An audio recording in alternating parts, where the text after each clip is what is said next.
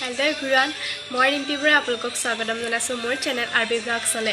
আজি আপোনালোকৰ মাজলৈ এটা নতুন মিঠাই ৰেচিপি লৈ আহিছো। এই ৰেচিপিটো খুব কম সময়তে আৰু খুব কম বস্তুৰে বনাব পাৰি আৰু খাবলৈ খুব সোৱাদ লগা হয়। আপোনালোকৰ যদি ভাল লাগে আপোনালোকৰ ট্ৰাই কৰি চাব। তেন্তে বলক আজি আমাৰ ভিডিঅটো আৰম্ভ কৰোঁ।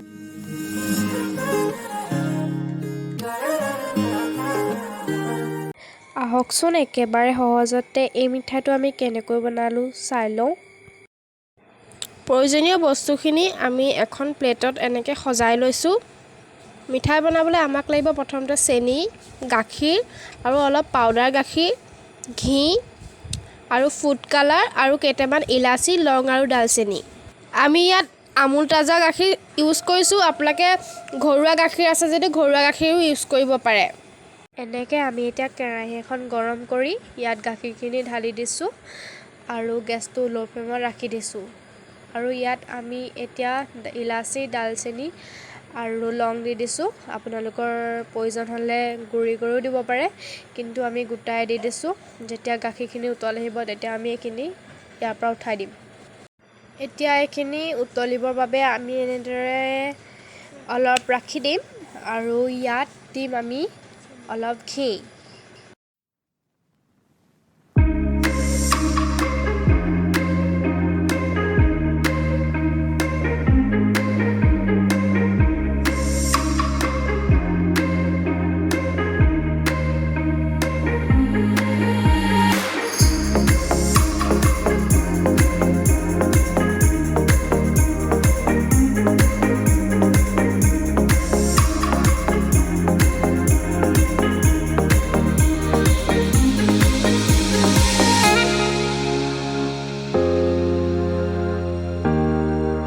ঘিখিনি দি লোৱাৰ পাছতে আমি ইয়াত চেনি আমাৰ জোখ অনুসৰি দি দিছোঁ। যিহেতু পাউডাৰ গাখীৰত অলপ মিঠা সোৱাদটো আছে, সেইবাবে আমাৰ সোৱাদ অনুসৰি দিছোঁ। আপোনালোকেও সোৱাদ অনুসৰি দি ল'ব আৰু এইখিনি গলি যাবৰ বাবে ভালকৈ অলপ লৰাই থাকিব।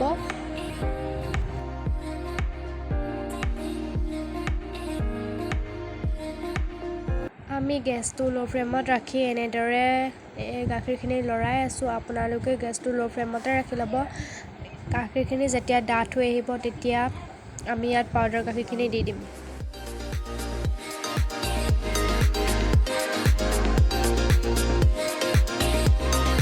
দেখিছে আপোনালোকে গাখীৰখিনি উতল আহিছে। আমি ইয়াত এতিয়া পাউডাৰ গাখীৰখিনি অলপ অলপকৈ দি মিলাই ল'ম।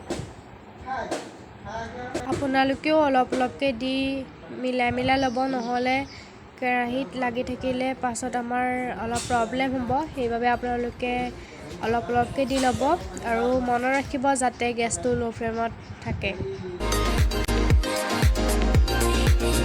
আপোনালোকে দেখিছে এইটো যেনে গোটা গোটাবোৰ অলপ ভাঙি ভাঙি ভালকৈ আপোনালোকে লৰাই থাকিব, নহ'লে মিঠাইটো পাছত গোটা হৈ গ'লে এইটো মিঠাইটো বনাবলৈ অলপ দিগদাৰ হ'ব।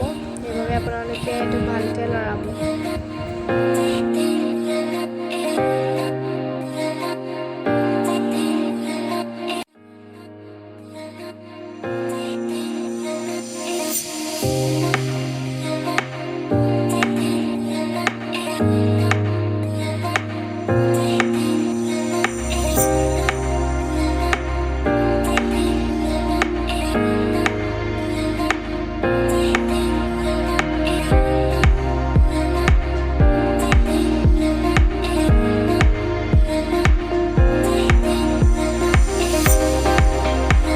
আপোনালোকে দেখিছে অলপ ডাঠ হৈ আহিছে। আপোনালোকে ননষ্টিক পেনো ল'ব পাৰে। ননষ্টিক পেন হ'লে অলপ বেছি ভাল হয়।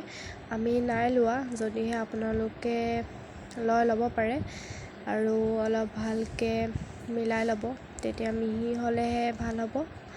আৰু আপোনালোকে মন কৰিব, আপোনালোকে পাউডাৰ গাখীৰ যিমান লয় তাৰ আধা অংশ আপোনালোকে পনীয়া গাখীৰ ব্যৱহাৰ কৰিব আৰু সেইটো আপোনালোকে নিজৰ সুবিধা মতে মিলাই ল'ব পাৰিব যিমানখিনি বনায়।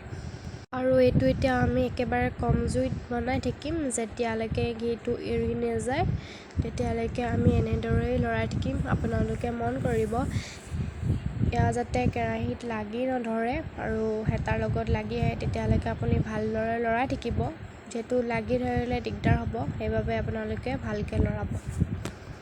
আপোনালোকে ইলাচি লং এইবোৰ পিচি পেলাই ইয়াৰ লগত মিলাই দিব পাৰে। আমি যিহেতু গাখীৰখিনি দিয়াৰ লগতেই দি দিছিলোঁ আৰু উতল আহিলত আমি উঠাই দিছিলোঁ, উঠাই দিয়া ভিডিঅ' কৰা নহ'ল, সেইবাবে আপোনালোকে এনেকৈও ইয়াত পিচি পেলাই দিব পাৰিব, তেতিয়া নিজৰ সুবিধা হ'ব। আপোনালোকে নিজৰ সুবিধা অনুসৰি কৰিলেই হ'ল আৰু ইয়াত আপোনালোকে প্ৰয়োজন হ'লে গোলাপ জলো ব্যৱহাৰ কৰিব পাৰে। যিহেতু আমাৰ ওচৰত নাছিলে, আমি সেইবাবে লং, ইলাচি আৰু ডালচেনিকে ব্যৱহাৰ কৰিলোঁ। সহজতে আৰু কম খৰচতে বনাব পাৰি এইবিধ মিঠাই, সেইবাবে আমি বনালোঁ আৰু আপোনালোকে এবাৰ ট্ৰাই কৰি চাবচোন। খাবলৈ কিমান ধুনীয়া হয় তেতিয়া আপোনালোকে নিজেই গম পাব। এতিয়া মিশ্ৰণটো সম্পূৰ্ণৰূপে মিহি হৈ আহিলত আমি ইয়াৰ পৰা আধা অংশ উঠাই দিলোঁ আৰু আধা অংশত আমি ফুড কালাৰ ব্যৱহাৰ কৰিছোঁ। এইটো অপশ্যনেল হয়, আপোনালোকে ব্যৱহাৰ কৰিব পাৰে আৰু নকৰিব পাৰে, কিন্তু আমি ফুড কালাৰ অলপ ব্যৱহাৰ কৰি দিছোঁ।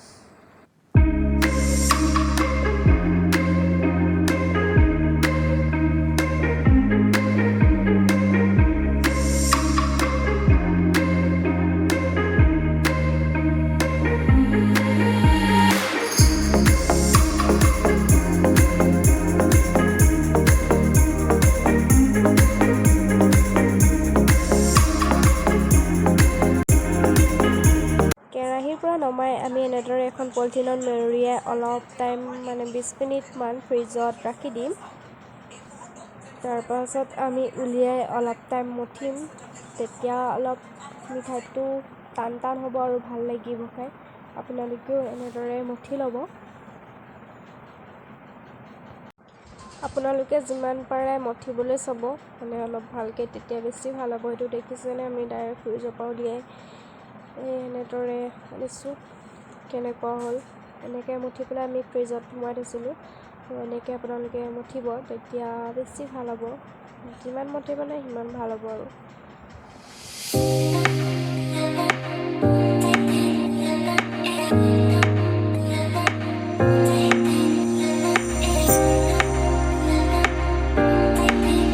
আমি এতিয়া অলপ ফুড কালাৰ দিয়া আৰু নিদিয়া অলপ এনেকৈ লৈ লৈছোঁ। দেখিছেনে, ফুড কালাৰ নিদিয়াটো অলপ গোল কৰি তাৰ ওপৰত আমি ফুড কালাৰ দিয়াটো দি দিম, তেতিয়া পাছত দেখিবলৈ ধুনীয়া লাগিব কাটিলে। আপোনালোকে চাই থাকক আমি কেনেকৈ বনাওঁ।